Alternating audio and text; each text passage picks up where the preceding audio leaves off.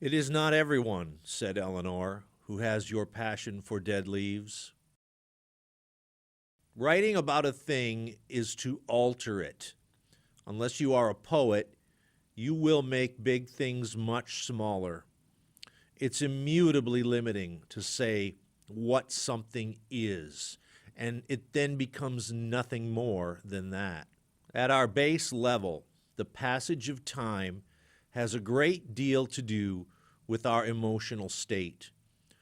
Worrying about stuff every day, the next paycheck, to pay the next bill, or waiting for something good. You may know it's coming, but it feels like an eternity. The things you own were once money. The money you earned was once time, and the time, all of it, is lost to the keeper.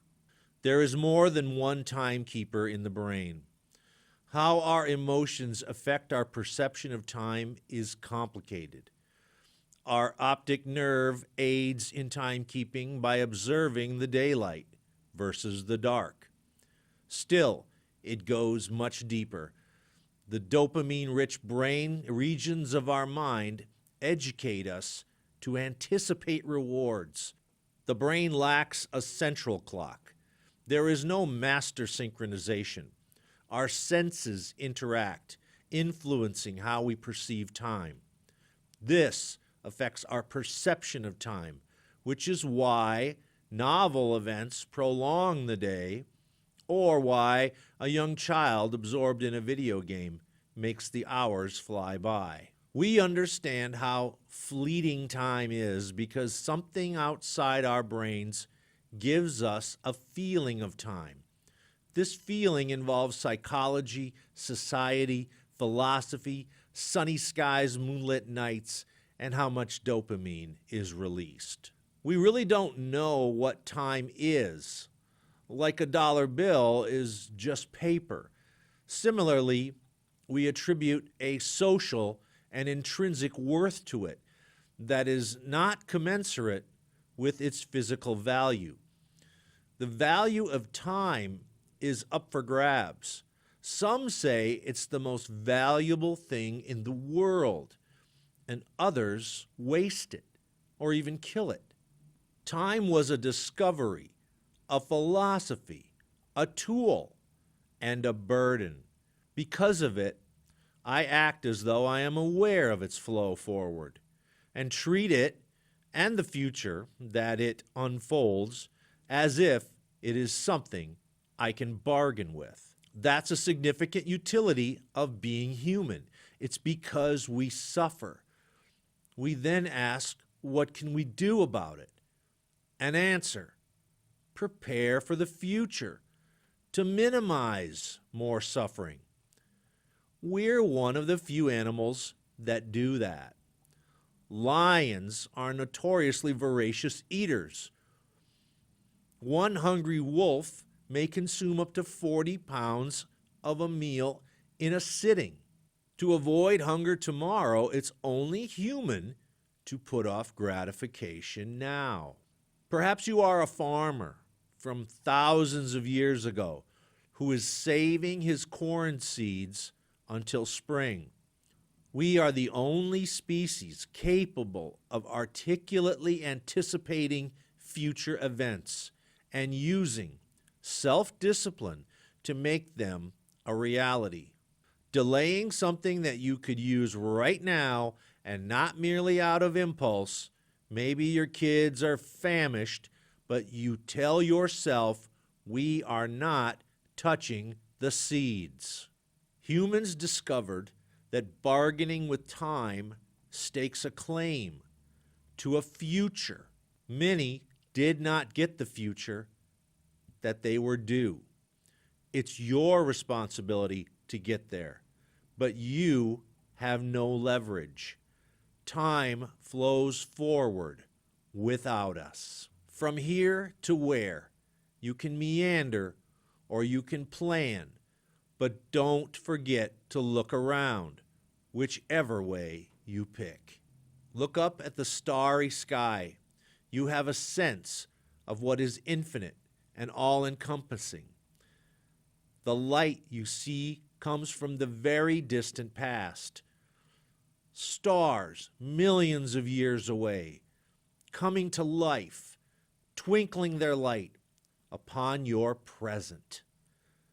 The time you spend enlightened ebbs away at your future. The universe is a creature of habit. All the suns are similarly fueled and fiery. All the planets are basically round, and all the atoms have a similar synchronization. There's a pattern here. It's almost copy and paste. That's important information. The universe is moving. I move. I wanted to go to the mountaintop. I wanted to go up and not down. I remember things I gave up, sacrificed to make my future better. Was it enough to satisfy the infinite? My sacrifice became definitional. The idea that I was not moving forward is directly tied to the tether of habits that I would not cut. You can choose your limitations, or it can snare you unaware when you're 30, or worse, when you're 40. Lost years is your apparent punishment. You can put off maturity without an immediate penalty, but the penalty accrues. I lost a decade of purpose.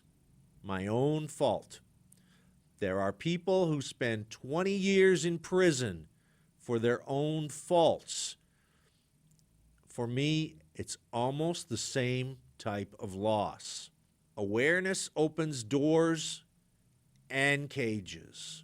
Writing is thinking, and this book is my effort to bring my thoughts into focus. It's a testament to my understanding of the world before I pass away.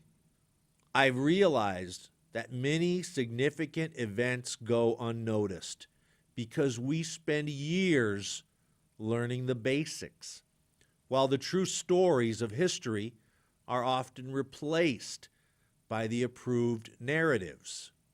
Writing isn't just recording profound thoughts, it's a process deeply linked to thinking itself. After months of trying to piece together the story in my mind, I found that writing was the only way to solve the puzzle. Writing is hard work, and sometimes it's frightening. Knowing all of that matters if we are to leverage time and know what happens next. There's a quote that's been repurposed: write what you know. I've always found that my specific writer's block is that I don't know much or enough, so I write what I don't know, and I wrote some of what I don't want you to know. I do want to stir this pot or tip it over. The things we humans have done in our time here are endlessly fascinating. The human personality is essentially unfathomable.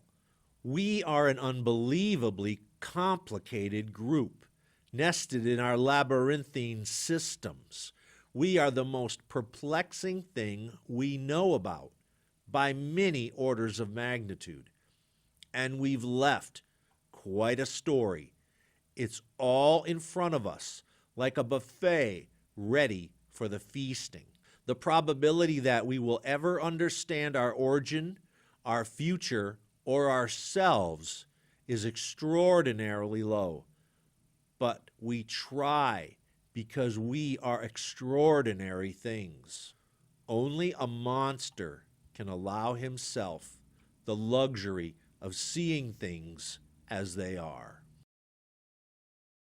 Sioran suggests that to confront the brutal truth of reality without illusions or comforting narratives requires a certain detachment or emotional distance that, in a sense, dehumanizes the observer. he implies that only someone who has forsaken the usual human sensitivities, a monster, can bear the weight of unfiltered, stark reality. I've always wanted to write a book. There's something great about compiling words into a tight-bound satchel of design, the work of your brain on piles of paper, like painting of a very different origin and purpose. It was a dream, but somehow the dream incubated and manifested into a birth. I wanted to write a great book.